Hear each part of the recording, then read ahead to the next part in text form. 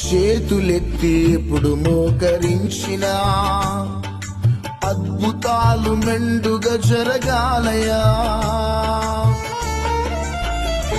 చేతులెత్తి ఎప్పుడు మోకరించిన అద్భుతాలు మెండుగా జరగాలయా. నా మాట విన్న వారికి నెమ్మది కలగాలి, నా మాట విన్న వారికి నెమ్మది కలగాలి. నీవే మహిమ పొందుమని నా ప్రార్థన. యేసయ్యా యేసయ్యా,